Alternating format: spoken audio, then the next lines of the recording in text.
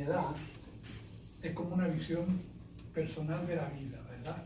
Yo creo que en la filosofía la erudición es muy buena, pero lo importante para mí es que como resultado de toda una vida de estudio uno tenga que tener una visión de la vida, ¿no? Una perspectiva, ¿verdad? Pero claro, utilizo a filósofos que son como, diría yo, materiales, herramientas que yo uso, ¿no? Para construir esto. No es que todo sea mío, tal vez lo mío sea muy pequeño, pero a ellos les debo, ¿no?, lo que ustedes van a oír. Quiero hacer alguna salvedad con algunos términos, porque se usa aquí, por ejemplo, el término naturaleza, el término el yo, el término virtud. Y todos estos términos están muy cuestionados en la filosofía, son muy volátiles, ¿verdad? Ya virtud no es lo mismo que era antes, la naturaleza prácticamente es como una esencia estable que todos los seres tienen, etc. Y eso se cuestiona enormemente, ¿verdad? El yo, como algo fijo que uno tiene durante toda la existencia, pues algo desacreditado. Y el yo es acaso uno que uno va construyendo, ¿no?, evolucionando, pero no es que lo tenga como algo fijo o prefijado, ¿no? Esos tres conceptos quería dar. Los actos libres van construyendo en el tiempo una figura moral estable que llamamos carácter o etos. Como la casa se construía sobre la tierra, poniendo piedra sobre piedra, el etos se edifica, acto sobre acto, sobre el terreno de la naturaleza original. ¿Ves? Ahí apareció el término. Y se convierte en segunda naturaleza, que es esta creación que, deliberadamente dirigida, formamos como la morada del ser, o sea, la existencia de nosotros mismos. Porque una vez edificado el etos, nuestros actos salen formalizados, o sea, construidos por la personalidad moral que llegamos a tener o ser. Tenemos un estilo, una manera de ser. Podemos predecir. Si algo ocurre, este tipo va a contestar de esta manera, porque la gente conoce su carácter, ¿no? Que él lo ha construido, no es que haya nacido con él. Otros han dicho que carácter es destino, eso me gusta mucho. En cuanto una vez formado el carácter, los actos salen con la marca del etos construido, con ese carácter. Pero no es el destino de los dioses, sino el destino que el hombre mismo predetermina por su modo de ser adquirido, construido. El ser está ligado, como enunció Heidegger, al tiempo. Somos lo que en el pasado delineamos en la forma sutil del estilo personal, que se fue haciendo y que ahora se vislumbra como obra propia cincelada por la libertad, que eligió el toque justo, como si fuera un escultor, el toque justo en el instante en que decidimos qué hacer en el drama cotidiano del existir. El porvenir de mi libertad está dirigido por la libertad original del pasado, aunque en cuanto a libertad puede cambiar el destino prefijado, que es el privilegio del ser humano, que puede elegir la conversión, aniquilando su propio destino y edificando uno nuevo. Eso quiere decir que aunque uno forme un carácter, y ese carácter es como destino, como uno es libre en algún momento de la vida por algunas circunstancias especiales, por el kairos, diferentes experiencias, puede cambiarlo. No es algo absolutamente fijo, aunque lo sea por un largo tiempo. Como el escultor trabaja sobre el mármol elegido para hacer después de este un David o un Moisés, el humano trabaja sobre la sustancia ética. ¿Y cuál es la sustancia ética? La vida. Esa es la sustancia ética. Nuestra vida. Para construir el ser moral. De ahí que realmente la ética es también estética, porque es una construcción. Pero el drama del ser es que puede resultar un David, un son monstruos o figuras intermedias que no pasan de la figura banal y trivial del hombre mediocre. No quiere decir que todos seamos buenos escultores del carácter. No. Esa es la aventura de la vida de cada uno. El instante, por lo tanto, tiene más importancia de lo que le otorgamos. Y más todavía en la juventud, donde comenzamos a cincelar nuestra figura, a esculpir nuestra figura. No la visible, corporal, no, que tanta importancia no tiene, sino la figura, la invisible figura, sentida en las actitudes, que los ojos no ven, pero que el corazón siente. Cuando nos cruzamos unos con otros, la ética camina en la polis como el aire en los jardines. La relación entre la ética y la estética parece encontrarse al observar este último término. En efecto, estética, en español, contiene la palabra ética. La primera palabra es EST y después es ética. Esta observación nos sirve de hilo conductor para ahondar en el tema que nos ocupa, la relación entre la construcción artística y la construcción del carácter moral. Estética suele entenderse como filosofía de la belleza, pero también es filosofía del arte.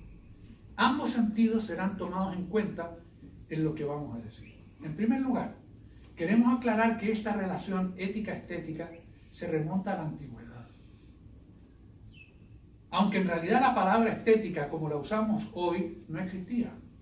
El término surge como filosofía de la belleza y del arte en el siglo XVIII con Alexander Baumgarten. En el pensamiento antiguo, en la filosofía griega, aparece esta relación especialmente en Pitágoras, Sócrates y Platón. El primero se refiere ya a una vida hermosa, como una obra de arte, lo que tiene una evidente connotación moral. Sócrates y Platón prácticamente identifican la belleza y el bien. Es lo que se entiende por kalokagathia. En el diálogo, kalos es belleza y agatón es el bien. Y ya es una sola palabra, kalokagathia. En el diálogo Fedro hay una referencia expresa a la belleza de las almas, que son las que poseen y practican la virtud. En el mundo romano, en el pensamiento estoico, más enfáticamente aún la virtud es el arte de la vida. La conjunción de belleza y bien es definitiva.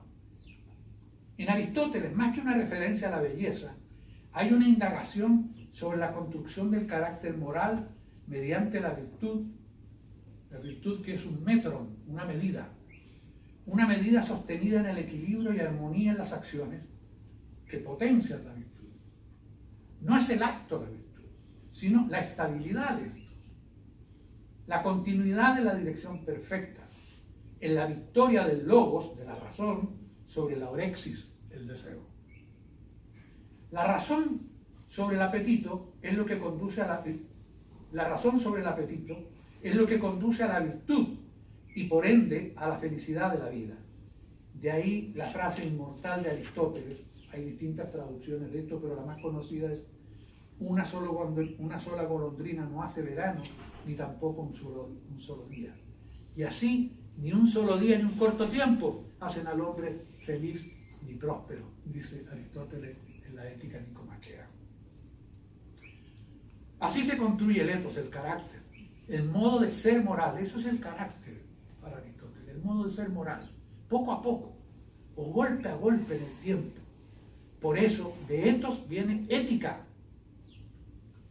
Dentro de la línea platónica de la convertibilidad entre belleza y virtud, en el siglo XVIII, Shaftesbury parece continuar al filósofo de los diálogos. Platón, en la República, había establecido que el joven se habitúa a la belleza, especialmente de la música. Desde su más tierna edad, con la música va generando el joven un amor por la virtud y un desprecio por lo inarmónico y grotesco, supuestamente, ¿verdad? Porque está pensando en la música como armonía.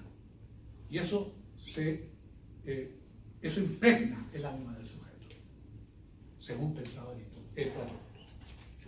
Shaftesbury ve en esta búsqueda de la perfección armónica un símil de la actitud de un amante enamorado de la belleza y al mismo tiempo de la virtud.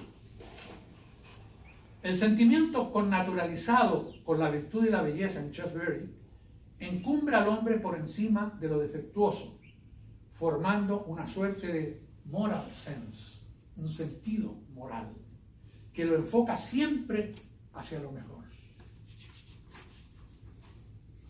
Nuestro tiempo no se ha desligado completamente de estas concepciones antiguas de la moral.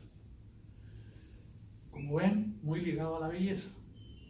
En el siglo XX, un gran español, José Ortega y Gasset, nos recuerda, y cito: en el vocabulario platónico, belleza es el nombre concreto de lo que más generalmente nosotros solemos llamar perfección. Esto lo dice en Estudios sobre el amor. Si nos atenemos estrictamente a lo que señalamos antes sobre la identificación entre belleza y bien en el pensamiento platónico, la perfección es la aspiración moral, utópica, podemos decir, de todo ser humano. Bien aclara más adelante Ortega, cito otra vez: perfección en el horizonte humano quiere decir no lo que está absolutamente bien, como solemos pensar, no lo que está absolutamente bien, sino lo que está mejor que el resto, lo que sobresale en un cierto orden de cualidad, en suma, la excelencia. Cierra paréntesis.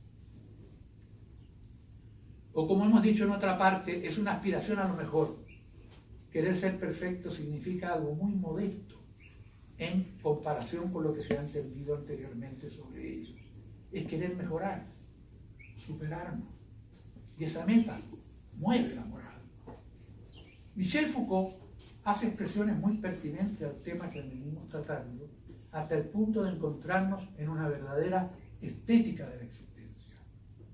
¿En qué sentido podemos afirmar algo así? Foucault entiende que la vida misma que poseemos o somos necesita una elaboración para desarrollar sus potencialidades y desplegar su esencia. Lo que es justamente la ética, la búsqueda del ser, el despliegue del ser. Aunque con gran cautela, insertamos aquí como paréntesis, antes de seguir, para recalcar que hay que evitar el autismo moral que encierra el sujeto en su individualidad. O sea, no, hay que tener cuidado con transformar la ética en una preocupación solo de sí, porque eso en realidad no sería ética. Y Foucault está muy consciente de eso. Pero primero hay que partir de la construcción de sí para poder aportar a los otros. Eso es lo que quiere decir. Hay que evitar el autismo moral que encierra al sujeto en su individualidad y entender la complejidad en medio de la cual existimos. De manera que más pronto que tarde, la búsqueda del ser salta al ser colectivo, al otro. De lo contrario, no habría realmente una existencia ética. Sin embargo, lo primero dicho, lo que dijo Foucault, es una preparación necesaria para esta segunda etapa. La estética de la existencia en Foucault se refleja en sus propias palabras. Cito: la idea del bios, o sea, de la vida, como material de una pieza de arte estética, es una idea que me fascina. Palabra maravillosa de Foucault. En una entrevista con Tomás Abraham y Gustavo Mallea, en el libro que se cita en el libro Foucault y la ética. Lo dice Foucault teniendo en mente el pensamiento antiguo.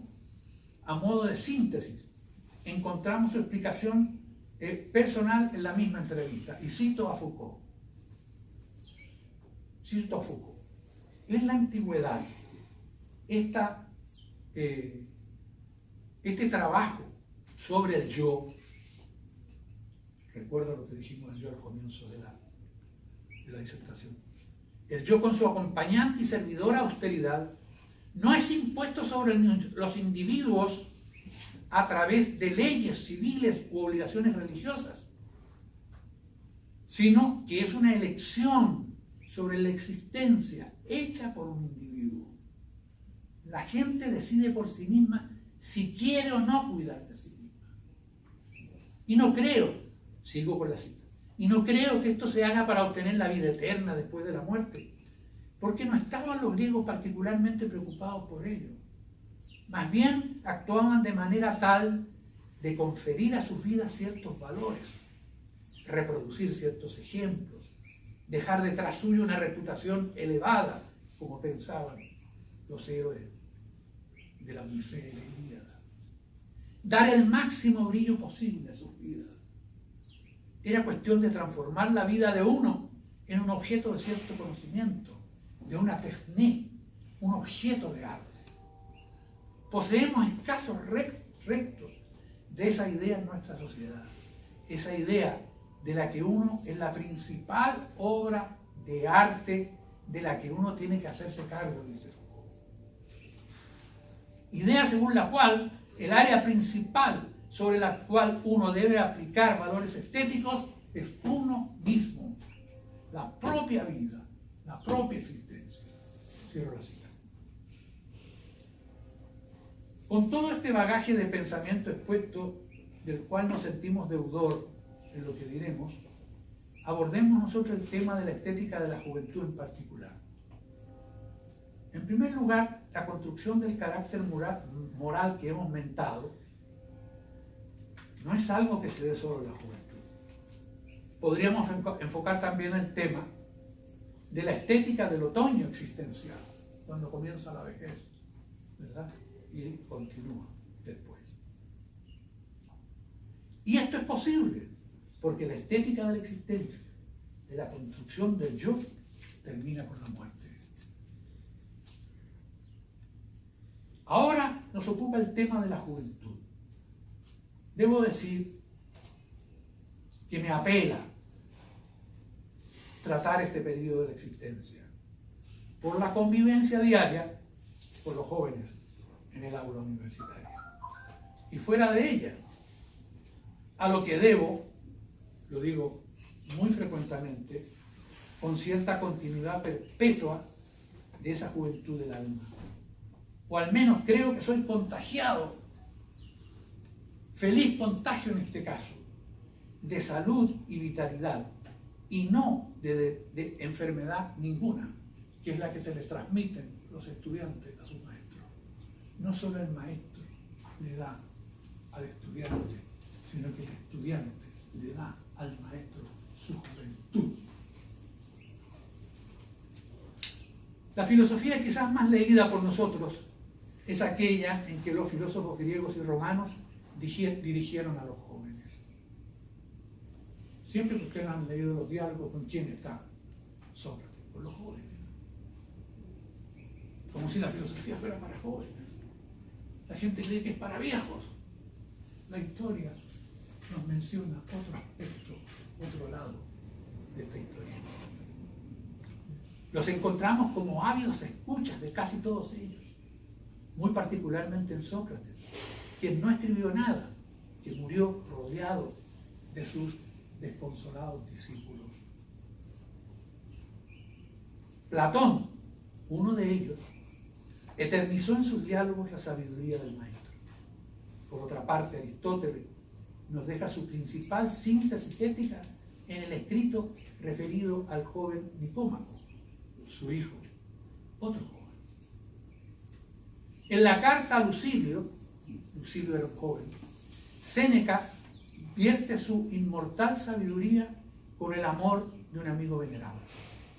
En nuestro tiempo, muchos hemos leído con fruición Ariel de José Enrique Rodó.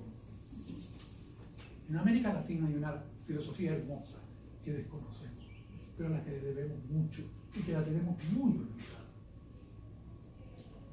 José Enrique Rodó, magnífico uruguayo, que sigue siendo luminoso un siglo después, que comienza diciendo en su vena romántica, y cito: pienso que hablar a la juventud sobre nobles y elevados motivos cualesquiera que sean, es un género de oratoria sagrada.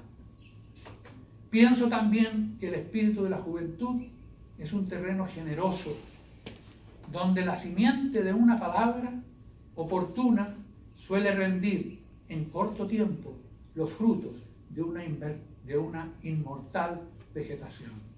Cierro la cita de la guía.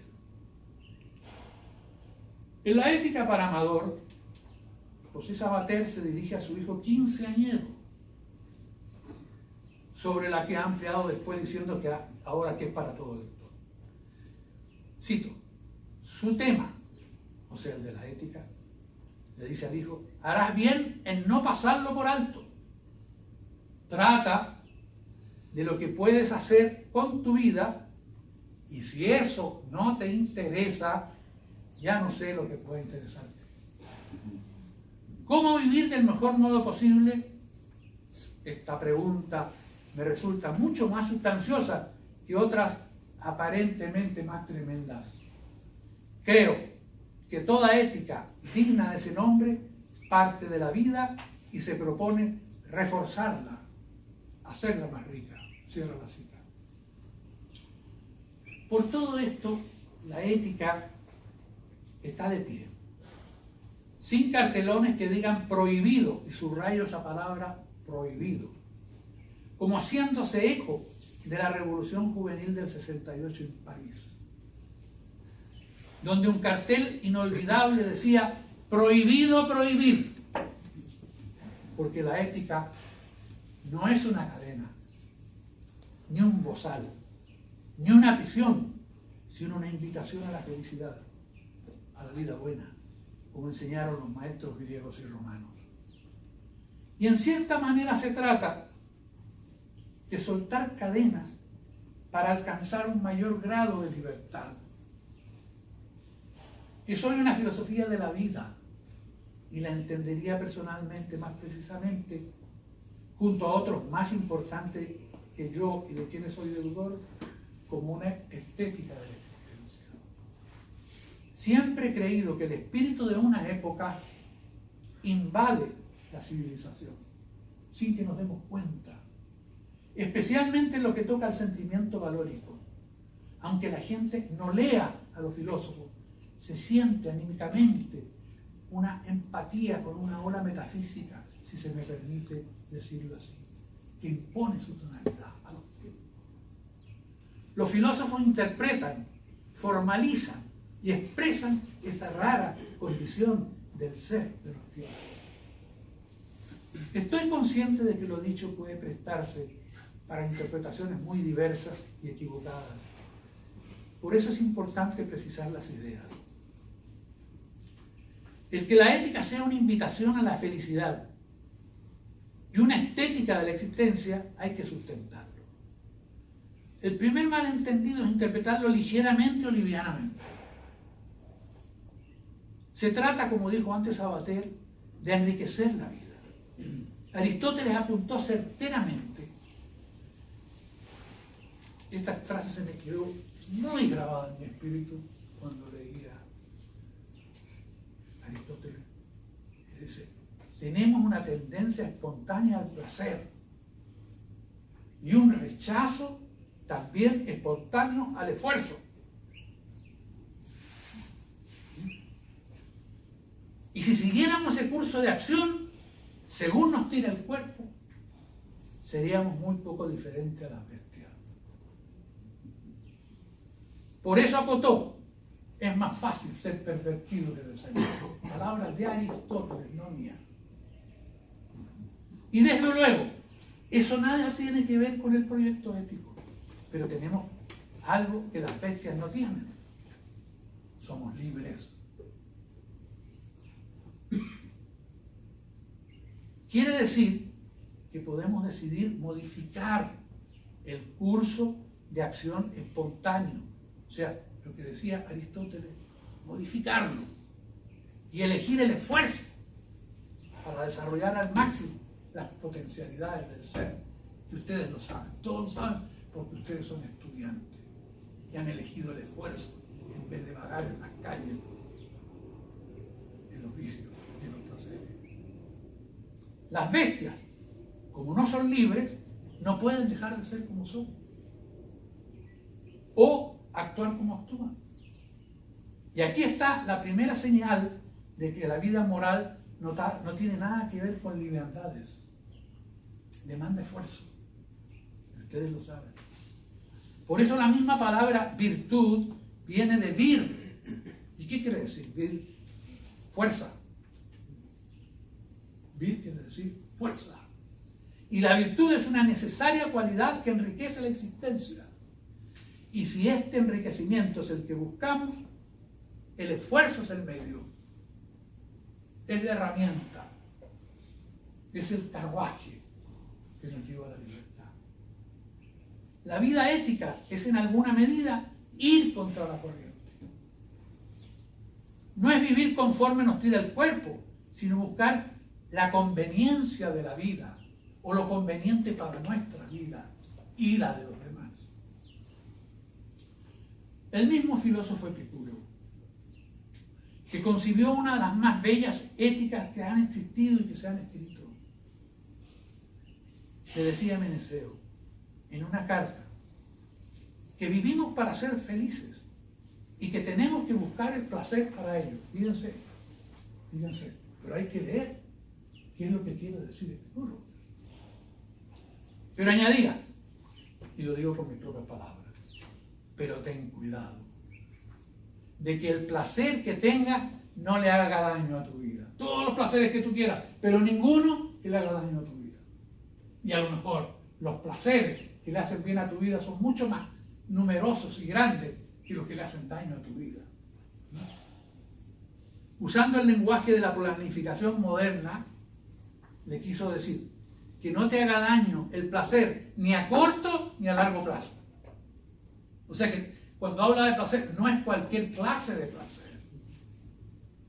Porque no todo placer es bueno, sino solo el que te lleva a una vida mejor. La música, ahí está el maestro que nos enseñó el otro día de la música, cosas maravillosas. Así que si hemos de evitar el esfuerzo o el dolor, también hay que admitir, pensaba, que hay dolores o esfuerzos que no son malos. Y por el contrario, son convenientes para la vida.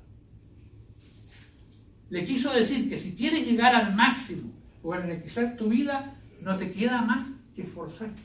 Pero el resultado será más que placer todavía, será gozo o felicidad. También señaló que la virtud, aunque es difícil de alcanzar, cuando se alcanza, hace fácil lo que hacemos cuando ya está en nosotros. Por eso Sabater le dice a Amador, su hijo, cito, si obro bien cada vez, me será más difícil obrar mal. Y al revés, por desgracia. O sea, si obro todo el tiempo mal, me será muy difícil obrar bien. Por eso, lo ideal es ir cogiendo el vicio, que hay una ironía, ¿verdad? Ir cogiendo el vicio de vivir bien. Cierra la cita. El título de una novela de Gao Xinjiang, escritor chino, coincide con una metáfora que mucho tiempo antes venía usando yo y que otros en realidad han usado miles de veces. Para explicar cómo se alza sobre la planicie del ser la montaña del alma. Esa es una de las grandes novelas de Gao Xinjiang. Elevada como el Everest tibetano, la montaña del alma no es Gao Xinjiang, sino son mis propias palabras. Elevado como el Everest tibetano se yergue tocando el cielo azul o el manto cristalino de la noche.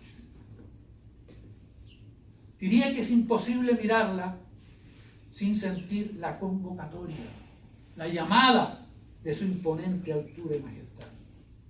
Estamos frente al drama ético fundamental. ¿Subir o no subir?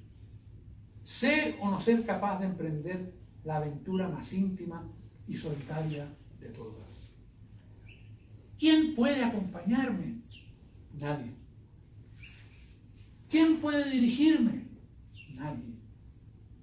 ¿Quién puede observar siquiera mi trayectoria? Nadie. La montaña soy yo mismo. Está en mí.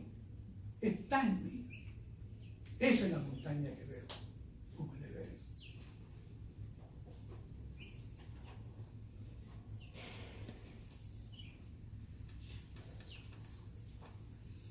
La montaña soy yo mismo. El alma puede ser una metáfora, ese otro concepto como los que dije antes que son muy volátiles.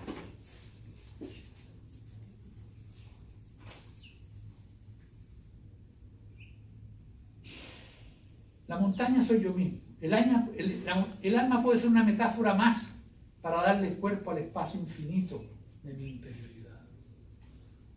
Pero, como insinuaba el viejo Aristóteles, es más fácil no hacerlo. No subir la montaña.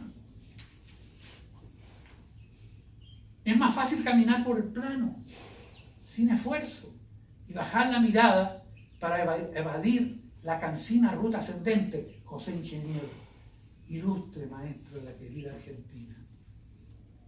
Fíjese que digo querida Argentina, y lo digo a propósito, porque sé que los chilenos no quieren a los argentinos y yo adoro a la Argentina. Ilustre maestro de la querida Argentina. Me lo dijo en forma parecida en o por medio de su libro, que todos desconocemos porque es muy viejo el libro, y no se lee, Filosofía Latinoamericana o Ensayo Latinoamericano. Me lo dijo cuando yo tenía 20 años, en lenguaje nietzscheano. Cito, en su libro El hombre mediocre: desprovisto de alas y de penacho, los caracteres mediocres son incapaces de volar hasta una cumbre o de batirse contra un rebaño. Su vida es perpetua complicidad con la ajena. Atraviesan el mundo cuidando su sombra. Claro, si uno compra su sombra, siempre va a estar mirando el piso y nunca va a mirar para arriba. Eso es lo que quiere decir. E ignorando su personalidad. Nunca llegan a individualizarse. Nunca existen solos. Su amorfa estructura los obliga a borrarse en una raza, en un pueblo, en un partido, en una secta, en una bandería. Siguen el camino de las menores resistencias, el camino plano, nadando a favor de toda corriente y variando con ella. En su rodar aguas abajo no hay mérito. Es simple incapacidad de nadar aguas arriba. Crecen porque saben adaptarse a la hipocresía social como las lombrices a la entraña.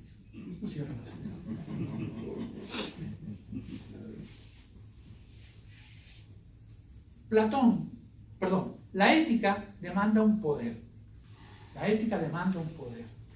Palabra que suena sospechosa, la palabra poder es sospechosa, ¿verdad? Pero ¿qué es decente en este caso? Porque se trata del poder de gobernarse a sí mismo. ¿Qué es lo que alcanza el hombre cuando sigue ascendiendo en la montaña del alma? El esfuerzo en conquistar la montaña, que es ir apropiándose de las virtudes, permite controlar cada vez más o dominar las fuerzas que impiden alcanzar la realización de los proyectos más caros al hombre. Es, en buenas cuentas, conquistarse a sí mismo. Eso era alcanzar la cima del alma. Fuerzas adversas como la pereza, la cobardía, la codicia, etc., boicotean lo que queremos ser y no nos permiten llegar a la cima.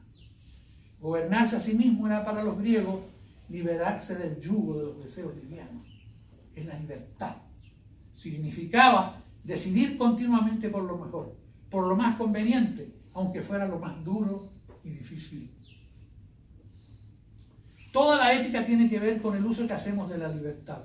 Y esa es una frase de Foucault. La ética es el uso que hacemos de la libertad. Es la práctica de la libertad. Si la usamos para decidir por lo mejor, funciona. Si las inclinaciones blandas dominan la decisión, no ascendemos en la vida ética y nos quedamos caminando en la ruta lisa, cuidando nuestra propia sombra. Como decía anteriormente ingeniero. Como dijo ingeniero, calificando al hombre mediocre.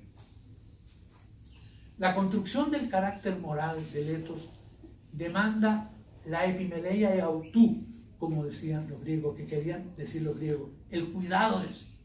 Eso es la epimeleia e autú. La atención sobre lo que decido en cada caso, porque esa decisión es como el golpe de cincel sobre mi carácter. Va constituyendo una figura moral como el artista que construye una escultura. Cada golpe pone una dirección a la figura final. De ahí que la construcción del carácter moral o la construcción del yo es la obra de arte más importante para cada individuo.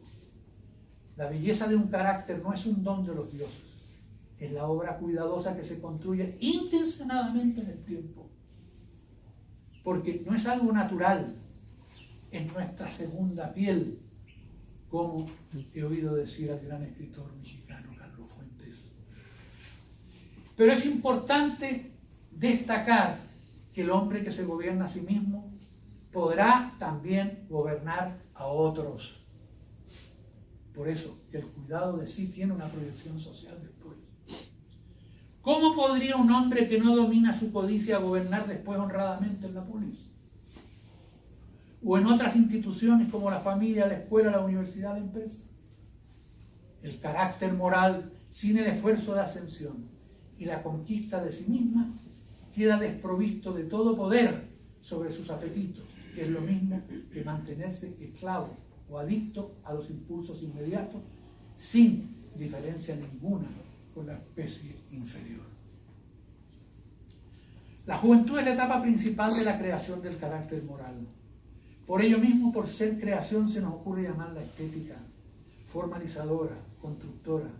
Y por esa vieja complicidad entre el bien y la belleza que mentaban los griegos, se refuerza este nombre para terminar diciendo que en el arte de vivir, el carácter que queremos nos pide que alcancemos el poder de enriquecerlo en cada decisión, en cada instante, como ese golpe decisivo que daba Miguel Ángel cada vez cuando iba construyendo el David, o cuando tocaba finamente la bóveda de la Capilla Sixtina, pintando a Adán en el paraíso. Pero ni en el mármol, ni en yeso construimos nosotros nuestro ethos, ni en un mes, ni en 4 años. Es en el fértil huerto del alma. Y hasta el último minuto de la existencia. Y no para recibir el aplauso del mundo, sino el aplauso mudo y silencioso de nuestra propia conciencia. Y ahora, sobre la senectud. ¿Es posible construir o seguir construyendo la felicidad después de los 65 años? Los escritores de la filosofía clásica como Platón, Aristóteles, Cicerón, Séneca, Marco Aurelio y tantos otros, jamás pudieron imaginar que sería corriente en alguna época que fuera normal para millones de personas vivir hasta los 90 o 100 años. Esta época llegó y existe un vacío de reflexión sobre este periodo de existencia. O sea, hay un campo, ¿verdad?, de reflexión que está virgen todavía, ¿no? y que hay que atacar en el buen sentido de la palabra, que hay que investigar. ¿Cómo se puede ser feliz en esa etapa de la vida? Eso está abierto. Esta época llegó y existe un vacío de reflexión sobre este periodo de la existencia. Es de lo que aquí quiero hablar un poco ahora. No voy a llenar ningún vacío, no soy capaz de eso. Partamos de una base realista. Completamente felices no se puede ser en ninguna edad. Completamente felices jamás. Por eso Aristóteles subrayaba que se trata de ser felices como puede serlo el humano, así lo dice muy discretamente, como puede serlo el humano, es decir, una felicidad acompañada siempre de alguna condición deficitaria. Y con seguridad, en la vejez, esta condición es mayor, más déficit vital. Hacer una apología o elogio de la ancianidad, como pretenden algunos, resulta difícil de aceptar. Por otra parte, la vía pesimista, como la de Norberto Bobbio, escritor italiano, filósofo italiano, en su bello libro de Senectute, tampoco traduce una visión objetiva de la vejez, porque Bobbio es pesimista total, ¿verdad? En cambio, en Foucault, la visión de la vejez resulta reveladora en mayor grado. Y dice la hermenéutica del sujeto: la vejez es la sabiduría, pero también la debilidad. Si bien está activa la riqueza de la experiencia, no se está activo en la vida en general. En la cultura griega se está claro en que la vejez es honorable, pero no deseable, como parece ser para algunos como Sófocles, que se alegraba de librarse de deseos que en la juventud le esclavizaban, como el amor, por ejemplo. Seguramente está pensando en el sexo. Lo que recuerda a Foucault citando el famoso texto de la República de Platón, donde aquel se siente, cito, libre de las manos de un ser furioso y salvaje. Cierra la cita. Dice Foucault. En todo caso, dejando de lado la opinión de Sófocles, es en la vejez donde el cuidado de sí va a dar su mayor resultado. Cito: se entiende, dice Foucault, que la vejez vaya a constituir el momento positivo, el momento de realización, la cumbre de esa larga práctica que siguió el individuo o a la que el individuo tuvo que someterse a lo largo de toda su vida. Liberado de todos los deseos físicos, o sea, el viejo, el anciano, se libera de muchos deseos de la juventud. Libre de todas las ambiciones políticas, ya está jubilado, está retirado, se retira de todo, no quiere saber más de eso. Libre de todas las ambiciones políticas a las cuales ahora ha renunciado, y tras haber adquirido toda la experiencia posible, el anciano va a ser quien es soberano de sí mismo y puede satisfacerse completamente consigo mismo. El anciano consigo mismo, tengo que hacer aquí un paréntesis, siempre que no tenga una enfermedad catastrófica. Hay enfermedades catastróficas que pueden venir desde los 50 años para arriba, de los 55, y todo esto que estoy diciendo no aplica. Estoy hablando de los viejos que están funcionales, aunque tengan enfermedades. El anciano, sigo con Foucault, el anciano, por lo tanto, quien goza de sí mismo, y el punto en que llega a la vejez, se ha sido bien preparada por una larga práctica de sí, es el punto en que en el yo, como dice Séneca, se alcanza por fin a sí mismo, donde uno se reúne consigo mismo y mantiene consigo una relación consumada y completa de dominio y satisfacción a la vez en la hermenéutica del sujeto. Foucault dice que aquí se da como una especie de privilegio elitista en la vejez, ¿verdad? Una exclusividad, una vida exclusiva, que él ve con cierto recelo, en cierta manera. La acepta, pero se ve en sus palabras una cierta preocupación por eso. Y yo hago la excepción, modestamente. Hago la excepción de que el viejo se puede dar el lujo de ejercer su tiempo en la preocupación de sí mismo, la cura suya. Privilegio que conquista después de una vida de obligaciones o deberes con los otros. Tenía que hacer eso hasta que llega a la frontera de su último tiempo. O sea, después de esa frontera está la muerte, ¿verdad? Cruzarla es el camino del encuentro de sí, del verdadero sujeto, perdón, dije de la frontera, no, la frontera cuando llega a la vejez consigo mismo, ¿no? Todo lo contrario de usted. Tenía que hacer eso hasta que llega a la frontera de su último tiempo.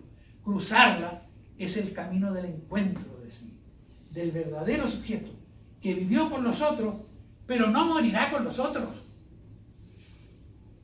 sino en la soledad más personal y única del abandono de la existencia, del abandono definitivo de su tiempo y su historia. Por ello, desde el paso de esa frontera, ya no puede ir con nosotros. Es el elitismo dramático del último año. Continúo. En Séneca se augura una vejez como abrigo seguro. En vez de rechazable, él parece ver el lugar al que hay que apresurarse a llegar. Aquí resuena el Séneca de la brevedad de la vida también, ¿verdad?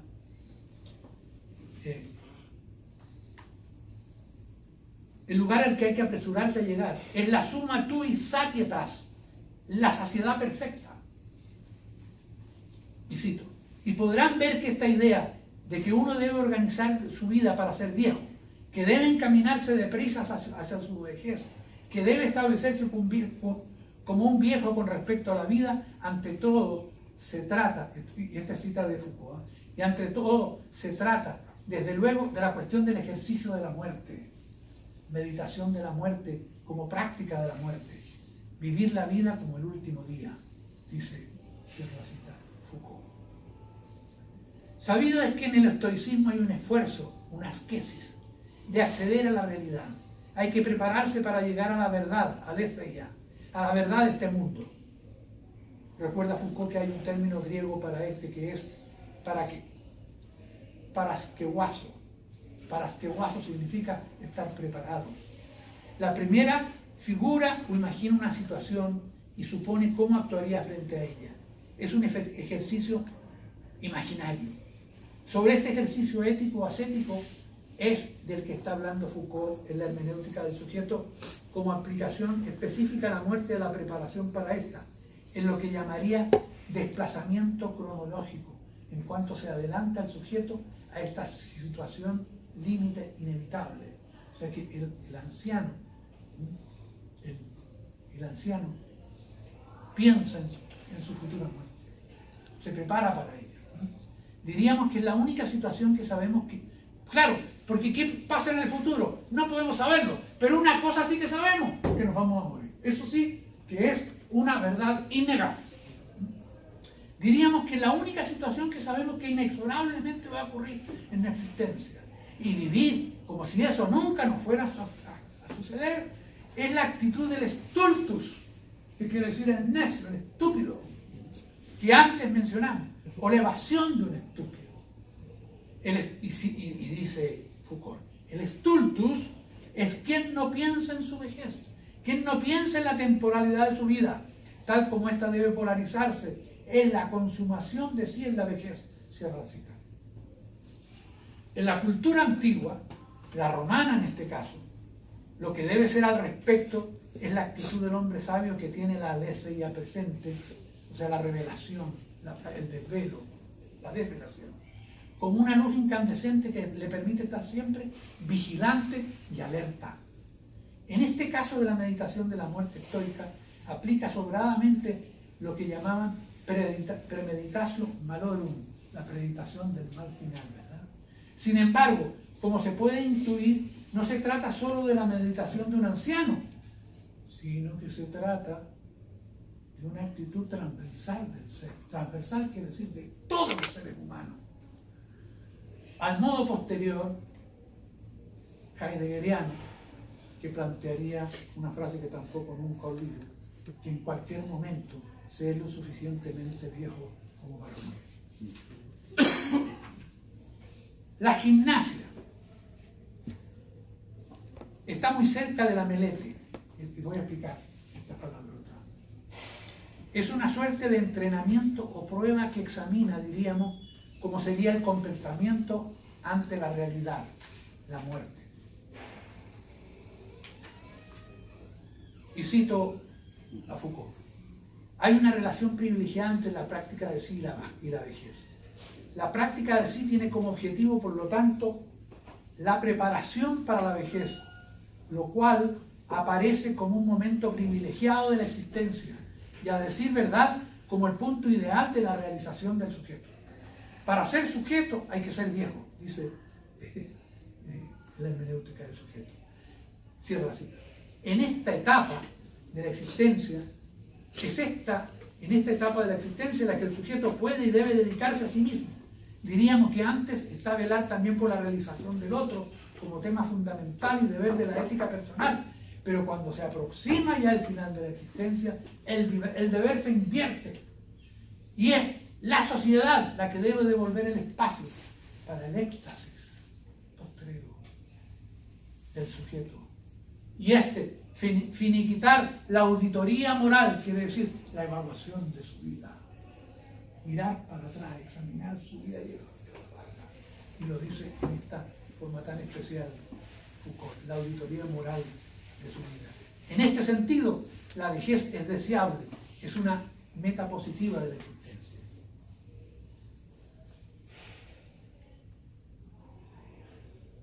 El anciano va en busca del tiempo perdido. Y esta no se trata de Marcel Proust, sino de Séneca. Hay que apresurarse lo más posible, dice Séneca, para consumar la vida. Hay que darse prisa para llegar al punto en que se completa, porque ha alcanzado su plenitud. Hay que atravesar la vida a toda velocidad, de un tirón, para llegar a ese punto ideal de la vejez ideal.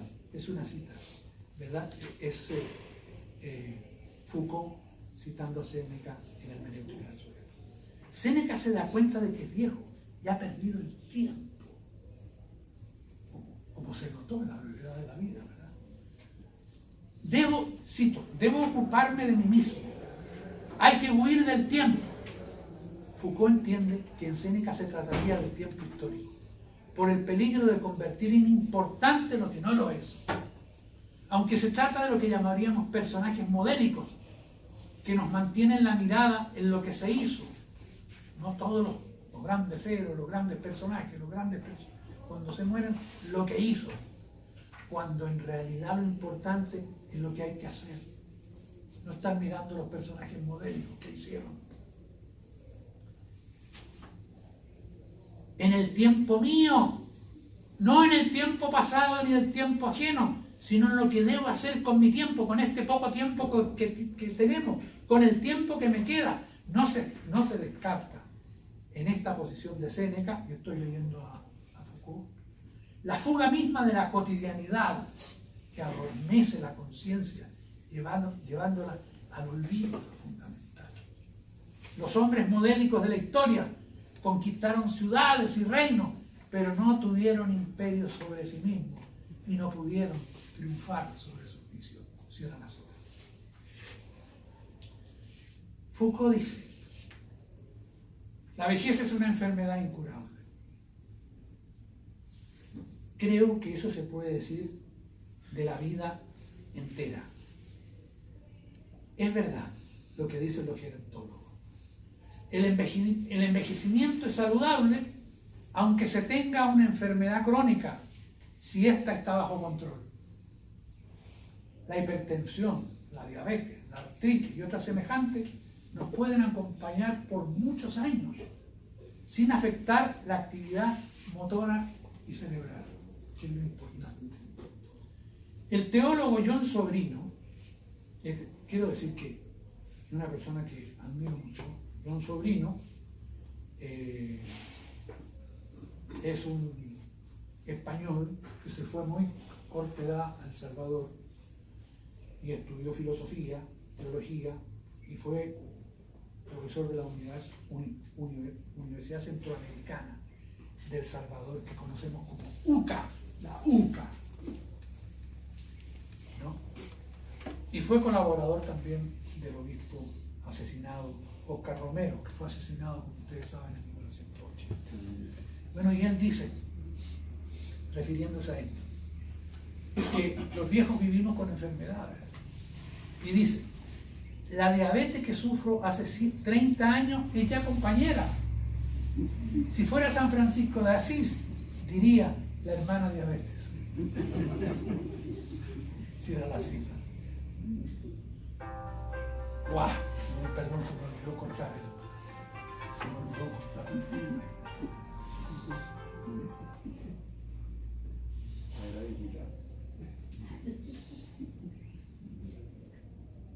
Soy libre, ya está. También quiero mencionar aquí un personaje extraordinario, ya que estoy hablando de John Sobrino, brevemente, porque no puedo perder tiempo. que hubo otro asesinato en 1989 en UCA, en la Universidad de Salvador. La Junta Militar, o el gobierno, mandó asesinar a los profesores de la UCA y asesinaron a 6 jesuitas, ¿no? Porque residían en la universidad. John Sobrino se salvó porque en ese momento, en esos días, estaba dando una conferencia en Tailandia y se salvó. Pero ahí hay un filósofo también extraordinario que fue Ignacio Ellacuría, fue un gran filósofo español, discípulo preferido de Javier Zubiri, preferido de Javier Zubiri, y murió asesinado esa noche. Cierro el paréntesis. No hay duda de que esta resistencia y control de enfermedades crónicas se debe a una exitosa medicalización de la vejez. Sin embargo, hay más que eso, hay otros factores que son importantes en ella, puesto que no se trata solo de durar, sino que la calidad de vida, o por qué no decirlo, conservar el gusto de vivir, es tan importante como la salud, y en eso una ética del cuidado del anciano juega un papel fundamental.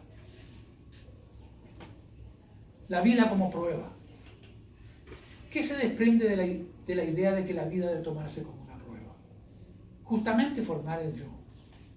Cito: es preciso vivir la vida de tal manera que en todo momento uno se preocupe por sí mismo y al final, enigmático por otra parte de la existencia de la vejez, instante de la muerte, inmortalidad difusa en el ser racional, inmortalidad personal, poco importa. Lo que debe obtenerse de todas maneras a través de toda esta técnica que uno pone en su vida. Es precisamente lo importante es la relación determinada de uno consigo mismo. Relación que es la coronación, el cumplimiento y la recompensa de una vida vivida como prueba, dice Foucault. El cumplimiento.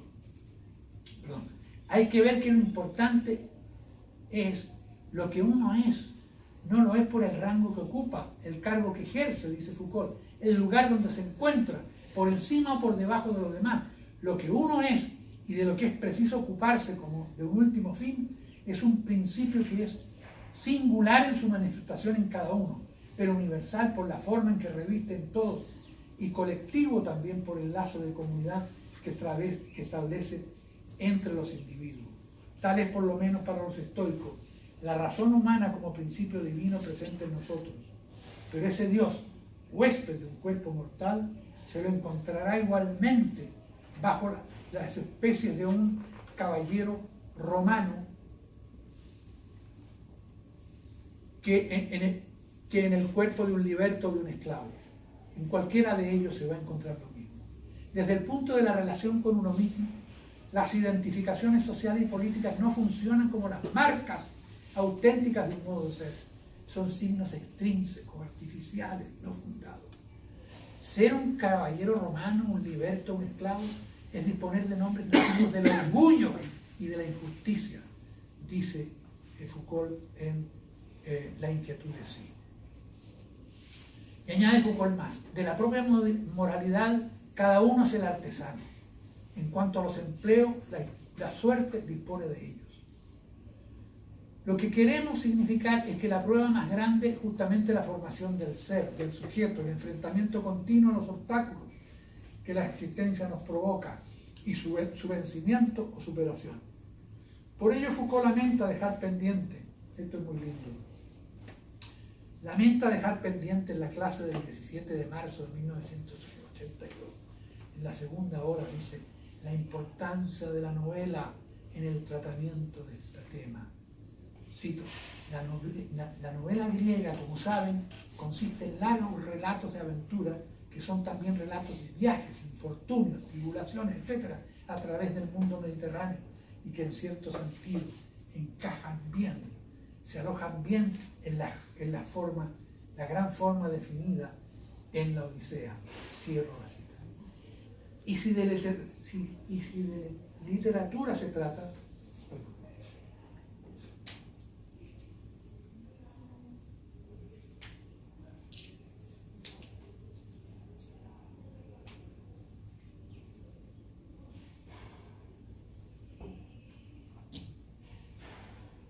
Y si de literatura se trata, se dramatiza el tema al leer el congoja de Virgilio sobre la fuga del tiempo, la geológica.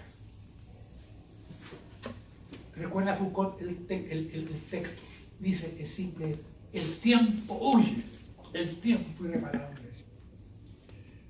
Cierro la cita. Lo que quiero rescatar aquí es que el tiempo irreparable que menciona Virgilio es el tiempo del comienzo. Cito, en nuestra vida, piensa Virgilio, la mejor parte está al comienzo. Usted la juega, la mejor parte, dice Virgilio. Y es lo primero que se va sin retorno, la juventud. Es una ruptura sin reparación. Más aún lo que queda después es continuo alejarse o huir del tiempo, como del tiempo que se deshace hasta desaparecer. Cito, nuestros más bellos días son también los primeros que nos arrebatan. El mejor de la partida pasa a todo vuelo y el peor ocupa su lugar. Cierra la cita. Poéticamente deslumbra la admiración y la nostalgia de la juventud de Virgilio. Sin embargo, diría yo, no es la juventud donde la existencia alcanza su mayor densidad ontológica. No estoy de acuerdo, ¿verdad?, con Virgilio. Ni su mayor hondura. En cada vida, o puede haber, en cada vida, hay o puede haber un tiempo de develación que es impredecible. ¿Cuándo ocurrirá en la juventud? En la adultez, en la vejez, en fin, puede venir en cualquier momento. Es probable que sea en la etapa final de la vida, pero en las situaciones límites que surgen en cualquier edad, puede sobrevenir el encuentro de sí abruptamente, en un momento de iluminación repentina, en una ráfaga de sentido que sobreviene sobre la turbiedad del presente. Es el kairos griego, que a todos nos trae mucha nostalgia en este país.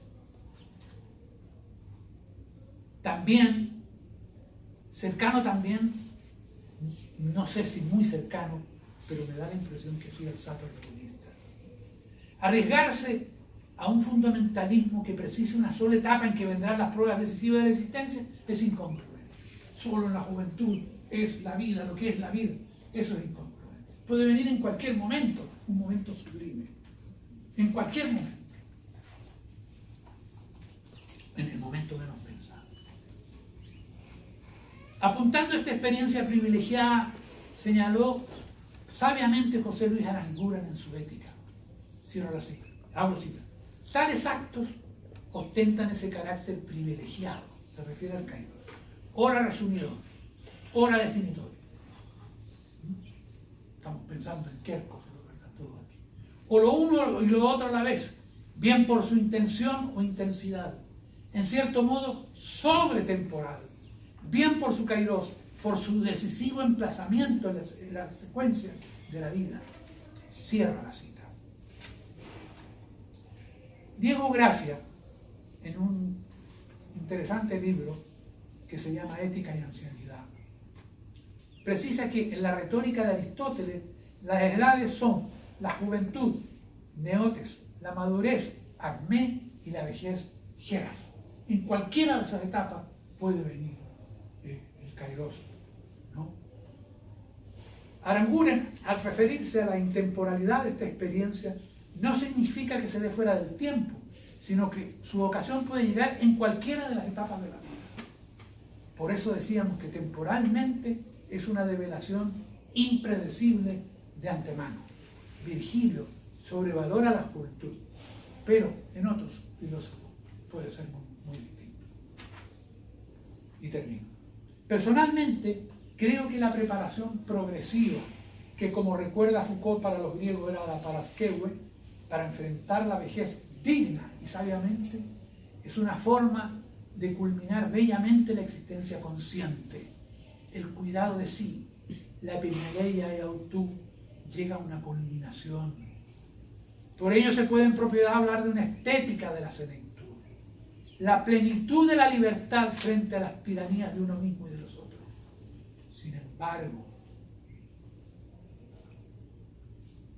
y esto es dramático pero real, Sin embargo, después de eso viene inevitablemente la desintegración prolongada o repentina de ser. Y la obra de arte construida en sí mismo se diluirá como una estatua de hielo por el calor. En esa etapa, la meditación que he expuesto ya casi no tiene aplicación. Si en la Paraskewe se opta por una suerte de apuesta pascaliana, o sea, si Dios existe o no existe, si hay más allá o no hay más allá, pues son decisiones que los seres humanos eligen en la situación límite fundamental. En todo caso, la belleza de una vida dejará en la memoria de muchos el resplandor del coraje espiritual mostrado en el combate espiritual hasta el final por crecer al máximo. Los viejos griegos y los profesores de humanidad insistimos mucho en eso. Los viejos griegos de aquellos viejos tiempos de Aquiles así pensaron. Vivir en la memoria de los otros. Así pensaron. Y hasta hoy los recordamos por el honor que pusieron en las situaciones límite. Muchas gracias.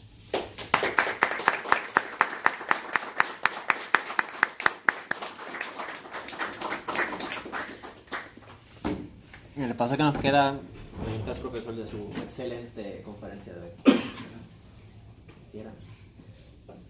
Excelente ponencia. Tengo una pregunta respecto al tema de la felicidad en Aristóteles. Hasta donde he podido leer a la ética nicomaquea, cuando Aristóteles habla de la eudaimonía, que se traduce al español por felicidad, Aristóteles me parece que está entendiendo la eudaimonía como una actividad, un quehacer, una actividad. Es la actividad de la contemplación, la actividad de contemplar lo bello y lo divino. Y en eso radica la felicidad plena. Sí. No es tanto un estado anímico, no es tanto sentirse bien. Me siento bien, anímicamente bien. Estoy haciendo, ¿verdad? Porque contemplar es un hacer, es un quehacer. Estoy contemplando lo bello y lo divino. Y en eso radica la felicidad. ¿Hasta qué punto no contrasta ese concepto aristotélico de eudaimonía con lo que nos está proponiendo hoy ciertas escuelas o corrientes en psicología clínica? En la modernidad, estoy pensando en los filósofos, en los filósofos modernos, en la psicología moderna y en el siglo XX, y lo que estaba diciendo actualmente la psicología. Por ejemplo, yo tomé un curso de psicología y el autor que utilizamos decía que el psicólogo está trabajando para ayudar a los otros a ser felices. Bueno, pues yo no sé si la psicología va a... Yo me pregunto, pero ¿la felicidad en qué sentido? ¿En el sentido aristotélico? ¿O en esta felicidad de sentirme plenamente realizado? No sé, a lo Abraham Maslow, o a lograr el desarrollo de mis potencialidades como Carl Rogers, o tendríamos que retornar entonces a la felicidad como la pensó Aristóteles, la propuesta de la eudaimonía aristotélica.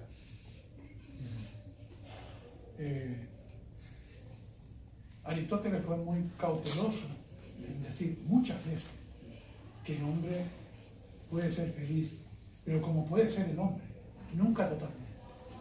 Esa última parte donde el hombre alcanza la contemplación, ¿verdad?, el bien, la belleza, etc. Es cierto que lo dijo, pero para mí no representa mucho Aristóteles. Aristóteles, en los primeros capítulos de la Ética Nicomaquea, es muy realista, ¿no? Y si acaso hay un sentido de la realidad relativo, incluso llega a decir en alguna parte, para la felicidad se necesita la virtud, la salud y una posición económica. Esos tres factores, ¿no? Pero, como puede serlo el hombre, ¿no? Por eso el Aristóteles último, de la contemplación del ser, etc., es un bello poema filosófico, pero no me lo representa tal como es. Y los psicólogos es como usted dice, pues, ¿a qué felicidad se refiere? ¿Al pasarlo bien? ¿Al estar satisfecho consigo mismo? O algo así. Pero no es eso de lo que estamos hablando, ¿no? Sino que alcanzar el dominio de sí, el gobierno de sí, fundamental a través de toda la vida. Si Aristóteles del libro 10 de la ética nicomaquea, se lo está dedicando a la felicidad, el tema de la felicidad. Y no sé, no entiendo esa postura. Vamos a hacer énfasis en el... Es muy hermoso, yo lo encuentro muy hermoso, pero no sé si también se deba a lo que el sabio es propiamente el que logra la felicidad, o no. Y el sabio porque está contemplando lo bello y lo divino. Y no estará imitando el primer motor inmóvil, que es el pensamiento del pensamiento, que está eternamente haciendo esto, de pensarse a sí mismo eternamente, contemplándose a sí mismo. Y el sabio lo imita. ¿Verdad? Lo estoy imitando, pensando, contemplando lo bello y lo divino, estoy encerrado en mí mismo haciéndolo. Entonces, si negamos que la felicidad en Aristóteles es un quehacer, entonces, ¿cómo definir felicidad en Aristóteles? Si eso no representa a Aristóteles verdadero puede que lo represente, pero yo no lo acepto. Bueno, eso no. Ok, está bien, no hay problema. Sí. Sí, yo creo que aquí podría ser, primero, gracias, profesor, me he conmovido. Y yo me acordé cuando me enseñó usted mis primeras clases de filosofía. A mí también. Así que muchas gracias por esta hermosa exposición. Gracias. Yo creo que aquí, yo estaba pensando en eso también, pero pienso que quizás es importante matizar aquí, ¿no? Porque la palabra felicidad, por ejemplo, en latín está la palabra beatitud, y esa es la que usa Spinoza, al final de la ética. Y a mí siempre me ha parecido correcto traducir beatitud por felicidad.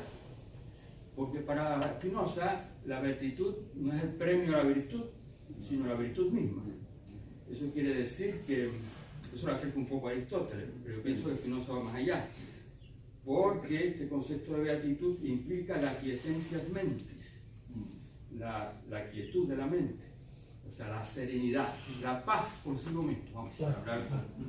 Y esa paz interior, que es la que realmente pienso yo, aquí se ha ensalzado, pienso que por ahí va la cosa, con una metáfora hermosa ahí del alma que luego quiero comentar, pero con usted abajo con una cerveza.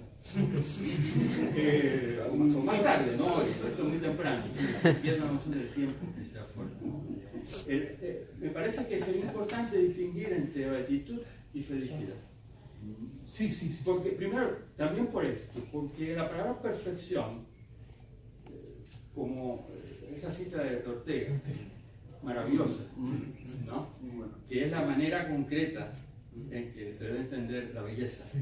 Perfección viene de lo realizado, perfecto, lo realizado, lo íntegro, lo completo. Yo pienso que esta conferencia ha ido por ahí también, es la integridad de la vida, lo que al final de la vida se reconoce o no.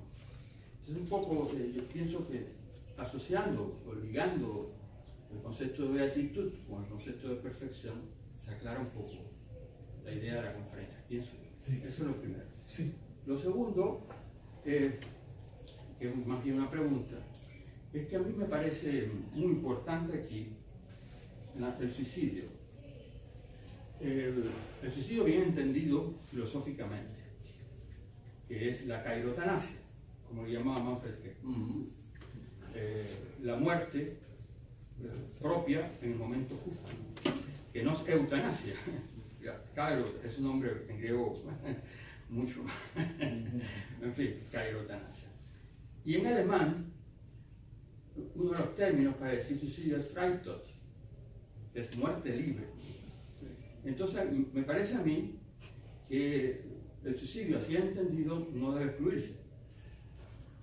Sócrates se suicidó, aunque con condiciones adversas. Claro.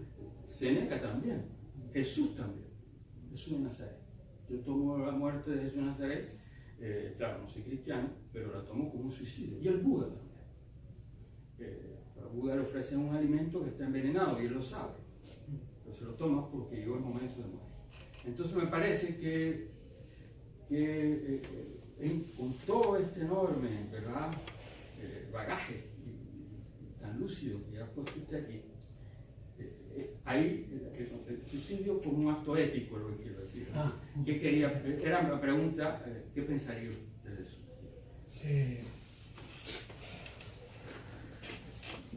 Me llamó la atención el suicidio de Jesús. Los otros tres lo veo claro. Esa es mi interpretación. Es su interpretación. Que no es ortodoxa siquiera. O sea, es hereje. No lo mismo.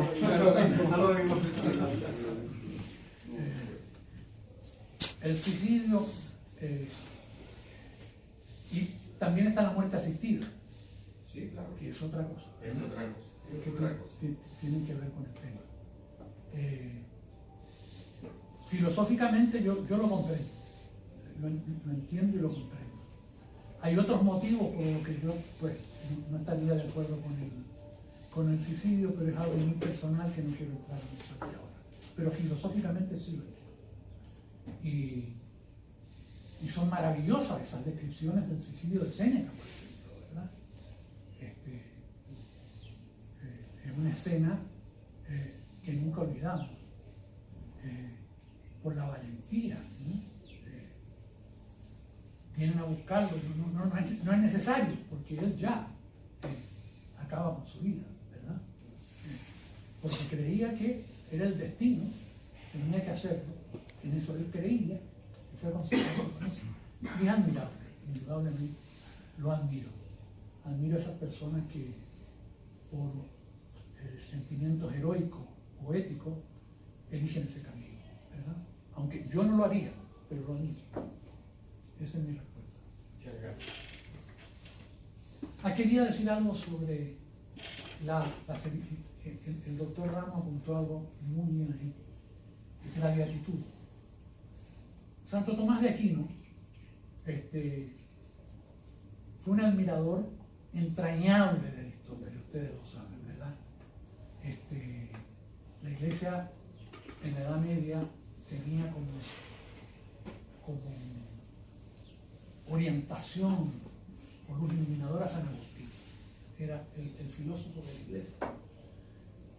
Pero eso lo cambió precisamente Aristóteles porque conoció la obra de Aristóteles a través de las traducciones de los filósofos árabes. Pero con todo lo que admiró Aristóteles y su comentario a la ética de Nicómaco y todo, hace una distinción, más o menos como lo dijo el doctor Ramos, la beatitud que llamaban la macariotez en vez de la eudaimonía. En vez de la eudaimonía. Quiere decir que Santo Tomás de Aquino, con todo lo que admiró a Aristóteles, no aceptó esa contemplación del capítulo. Sí.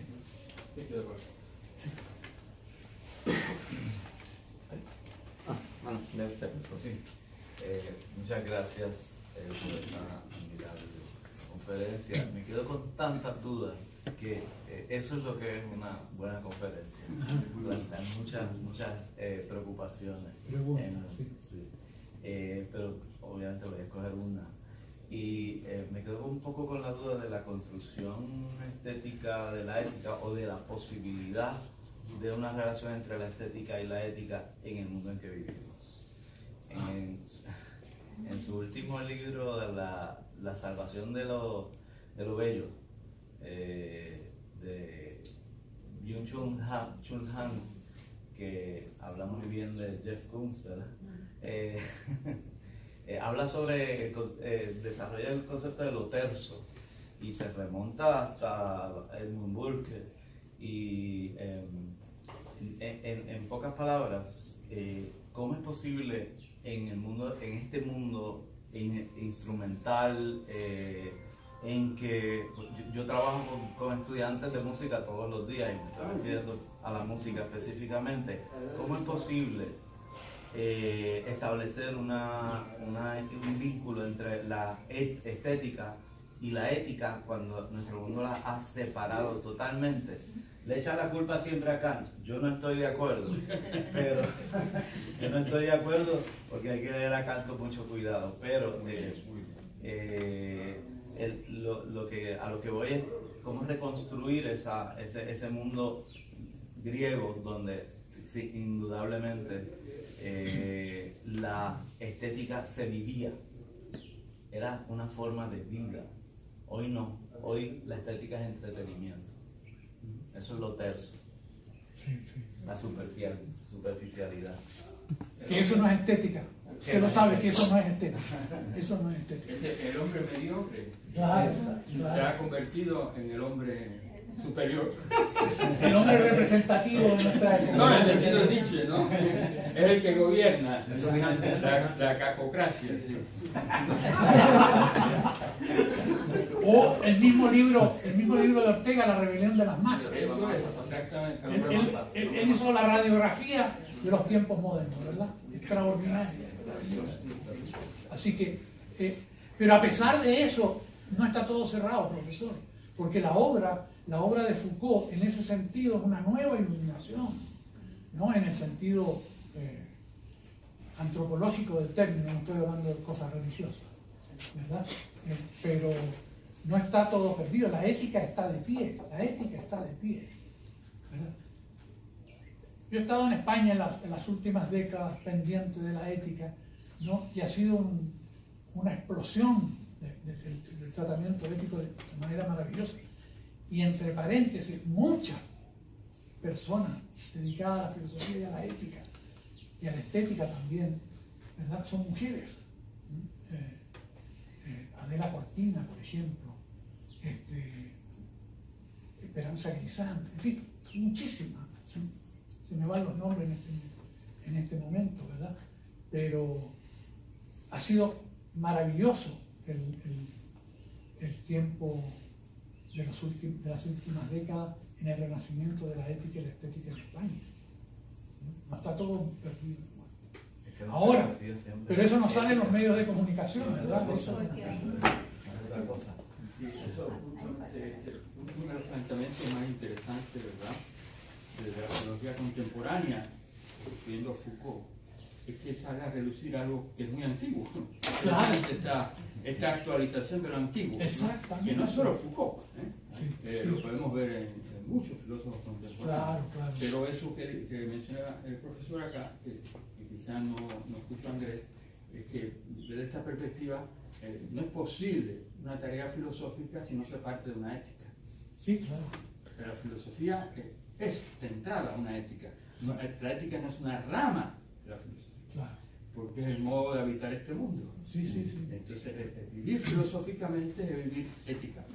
Es un asunto que ya está en Sartre también, en Deleuze, por supuesto, y que podemos encontrar en otros filósofos contemporáneos. O sea, que creo que un poco está a tono con lo que usted acaba de decir también. Una pregunta que a veces de mi juventud al segmento de su senectud. Usted comenzó el segmento mencionando que es un área, se ha hecho poco trabajo filosófico sobre la reflexión de la felicidad después de los 65 años. Sí. Y le pregunto, y me disculpo si lo perdí entre sus líneas de la respuesta, ¿usted recomienda que ese espacio quede para las personas de 65 años o más, o nosotros los jóvenes podemos comenzar a filosofar? Hay una frase que cita, que no la he puesto aquí. Resulta que yo tuve que comprimir dos temas, el de la senectud y el de la plenitud, que eran como 40 y tantas páginas, reducirlo a menos de la mitad. Pero había un texto que citaba Foucault a Epicuro, donde menciona que nunca es tarde para filosofar, ¿verdad? Pero es una obligación de toda la vida, no solamente de la vejez o de la juventud, sino que lo dije en algún momento, yo no citando a Epicuro, ¿verdad? Es que cuando decía, Sartre dijo, en cualquier momento se es lo suficientemente viejo como para morir. La muerte puede llegar en cualquier momento. Y si el momento de la muerte de alguna manera significa vejez también, ¿verdad? Tenemos que reflexionar y pensar sobre la muerte en todas las etapas, ¿verdad? Y sobre la vejez también, prepararse para la vejez.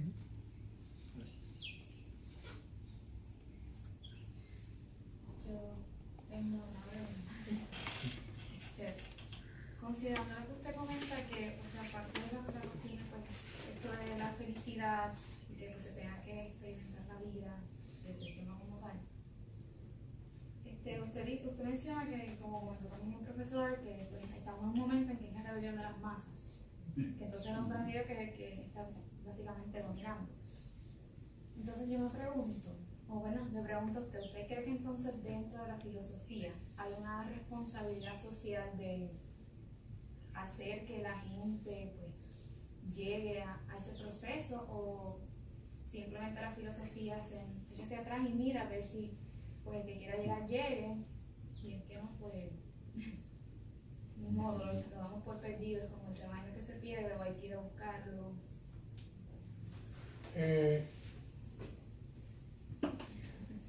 Por supuesto que hay una responsabilidad social, ¿no? Y todos los que nos dedicamos a la filosofía tenemos siempre eso presente. Pero vivimos en tiempos menesterosos, como decía Aranguren, mezquinos, en tiempos de crisis. Y voy a ponerlo de esta otra manera. Ocurre algo tan terrible, y es que el conocimiento es cada vez más amplio. Lo que se sabe de la realidad, ¿verdad?, de la ciencia, de la psicología, en fin, cada vez más amplio. De manera que el conocimiento de hoy, comparado con hace dos siglos, es muy superior, ¿verdad? Hace 2 siglos, hace 5 siglos, hace 6 siglos. Entonces, la lógica le dice a uno que si el conocimiento crece y crece y crece, y hay tanto que saber, tanto que aprender, ¿cómo es posible que se recorten los programas, se reduzca el tiempo de educación, cuando la lógica sería todo lo contrario, ¿no? Si el conocimiento es cada vez más amplio y más grande, pues llegaríamos a una cosa tremendamente difícil de cumplir, pero que la lógica lo dice, que en vez de estudiar 5 años en la universidad, a lo mejor debemos estudiar 10. Porque ¿cómo es posible que se aumenta el conocimiento? Entonces nosotros estamos reduciendo el tiempo de estudio. Es una incoherencia terrible. Y más todavía, ¿de dónde vienen los recortes? Los recortes no vienen en la ciencia ni en la tecnología, sino que justamente en las humanidades, ¿verdad? En el pensamiento sobre el hombre, en el pensamiento sobre la ética, sobre la política, sobre la sociedad. Y eso lo recortan cada vez más, ¿verdad? Y hay estudiantes que casi no estudian, en alguna especialidad no estudian filosofía, ni humanidades, ni arte, ni estética, ni nada, ¿no? Por lo tanto, ante la pregunta que me hace usted, ¿qué hacemos? Bueno, estamos en una, ¿cómo diríamos? Estamos sitiados. Estamos sitiados, ¿no? Por unos ejércitos contrarios a nosotros que nos quieren aplastar y hacer desaparecer. Por lo tanto, aunque queramos hacer esa acción social que usted dice, pues la acción es cada vez más difícil, pero sí es una obligación social. Por eso hablaba yo que no nos podemos limitar al cuidado de sí sin entrar en el cuidado de los otros, ¿verdad? Es una gran cosa que dijo el utilitarismo, la filosofía utilitarista, ¿verdad? Que también hay que pensar, ¿verdad? La filosofía es conseguir la mayor felicidad para los otros, porque siempre la filosofía había insistido mucho en cómo ser felices nosotros. Sí, pero el utilitarismo, que es una filosofía muy criticada pero que tiene muchos valores, señaló ese aspecto, la felicidad de los demás, ¿verdad? Pero cada vez estamos más sitiados y se nos hace más difícil esta tarea que muy bien usted plantea. Estoy de acuerdo con usted, pero es una situación dramática de desigualdad, ¿verdad?